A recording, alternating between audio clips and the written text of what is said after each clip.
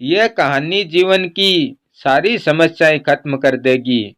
यह कहानी है एक भक्त की, जिसके जीवन में समस्याएं खत्म नहीं होती थी। कभी घर में कोई बीमार पड़ जाता था, कभी सैलरी नहीं बढ़ती थी, कभी किसी से झगड़ा हो जाता था।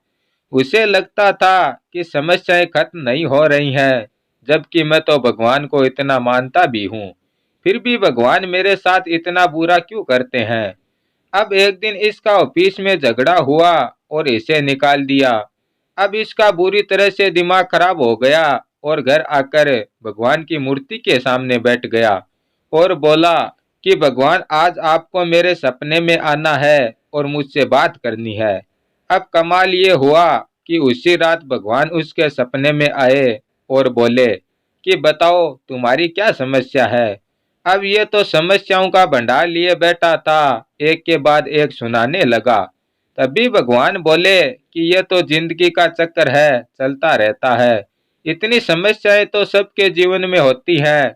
तभी ये व्यक्ति बोला कि नहीं, मेरे जीवन में औरों से ज्यादा है।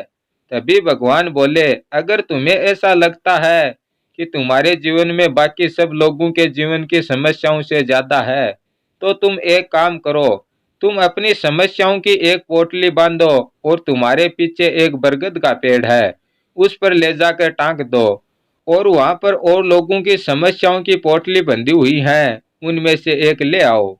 अब ये व्यक्ति वहां गया और अपनी पोटली वहां बांधी और वहां से सबसे छोटी पोटली देखी और उसे लेकर आने लगा। फिर इसने काफी देर तक सोच विचार किया और उसे वापस रखकर अपनी ही पोटली उठाकर ले आया। तभी भगवान ने पूछा, क्या हुआ, पोटली बदल के नहीं लाया। अब यह व्यक्ति बोला, क्या पता उस पोटली में कितनी बड़ी समस्या हो जिसके बारे में मुझे पता भी नहीं है। कम से कम मेरी समस्याओं के बारे में मुझे पता तो है, उनका मैं सलूशन तो निकाल सकता हूँ ना।